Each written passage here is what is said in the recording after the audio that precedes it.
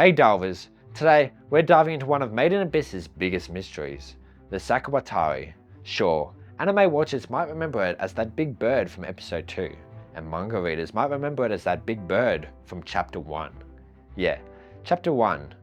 But trust me, this creature might be the key to understanding the Abyss itself. Before we start unraveling the mystery, make sure to hit that subscribe button and ring the bell if you want to keep up to date with our Abyss adventures. And heads up, we're diving deep into manga territory today, so consider this your spoiler warning. Let's start with the basics.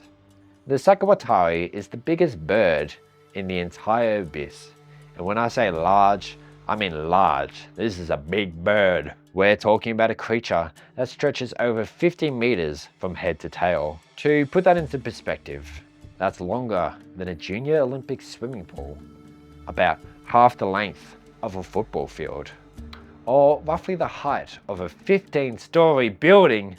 And it's not just big, it's beautiful too.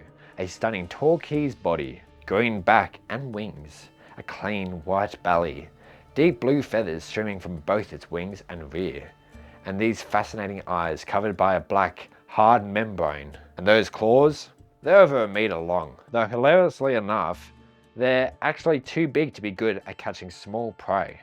Imagine having hands the size of cars trying to catch a mouse.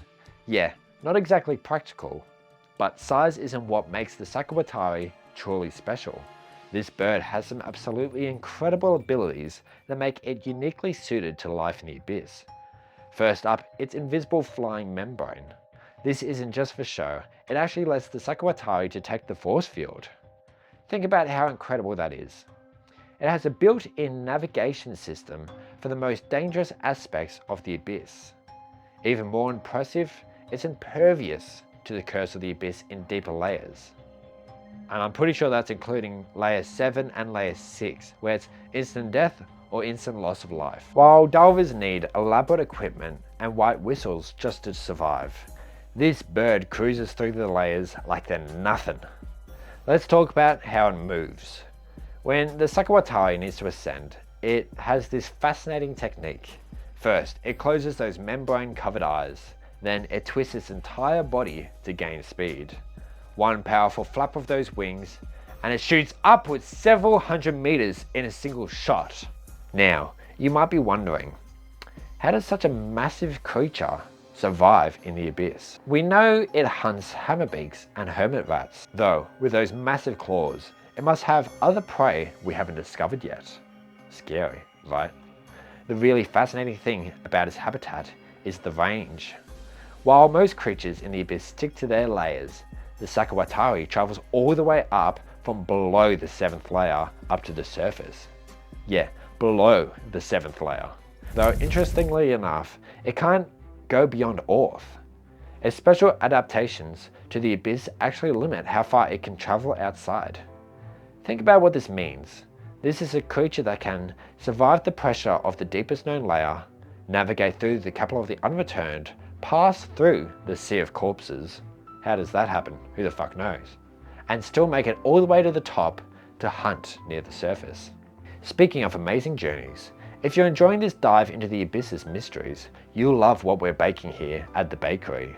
We're serving fresh anime analysis weekly. Hit that subscribe button to join us on our journey from the bottom of the Abyss.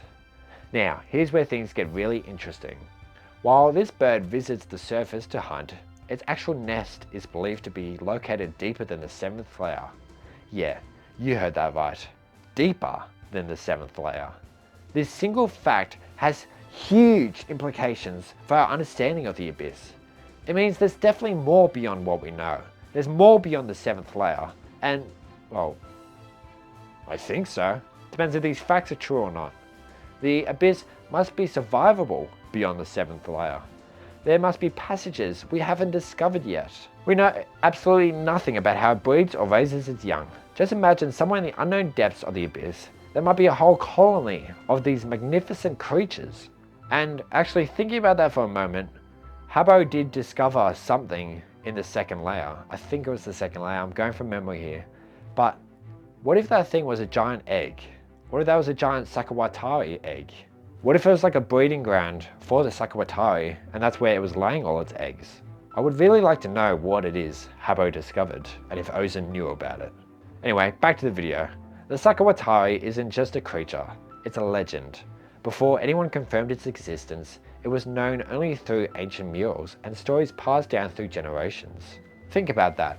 Thousands of years ago, people thought this bird was important enough to record it in their art. They didn't just draw it, they preserved its image in murals, and that have lasted for millennia. And when it finally appeared in recent years, it matched those ancient depictions perfectly. This isn't just remarkable, it's almost impossible. Unless, and this brings us to the most mind-blowing aspect of Sakawatari, its connection to the 2,000 years cycle. According to both ancient murals and legends, the Sakawatari appears once every 2,000 years. And here's the kicker, people believe the one we see now is the exact same creature shown in those ancient murals. Its appearance is considered a sign that the end of the cycle is approaching, and it coincides with every other mysterious phenomenon. The appearance of the birthday death disease, the praying skeletons that found in the first layer dating 2,000, 4,000, 6,000 years ago. Mass evacuations from Earth that make this even more fascinating is looking at the known history. And we saw this thing in episode 2, well, chapter 1 of the manga. So if the 2,000 years was approaching then, imagine how close we are now.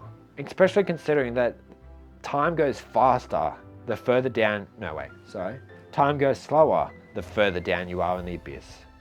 I guess that would actually slow it down going up to 2,000 years. Anyway, we must be bloody close to this 2,000 year cycle. And you know who's in their front row seats to see it? Rico and the gang. And Sarajo, I guess. And Liza. And Wakuna. He's down there somewhere too, so. They're all in front row seats to see what's going to happen in the next 2,000 years. Will the abyss sink? Will there be some time shenanigans? Or will everybody in the abyss get shot up outside and come back to the surface? Who knows? And now the Sakawatari appears again. So let's pull up these pieces together. We have the largest bird in the abyss, with unique abilities that survive when nothing else can, living deeper than any delver has gone, appearing every 2,000 years like clockwork, and possibly being the same creature for over 6,000 years, and somehow connected to major events in the abyss's cycle. But hey, these are just the facts we know so far. What do you think about this mysterious creature? Could it be more than just a really big bird? Let me know your theories in the comments down below. And if you enjoyed diving into this mystery, make sure to check out our other videos here at the bakery. Don't forget to hit that like and subscribe button for more Abyss mysteries. And don't forget to stay safe in the abyss. And I will see you next time.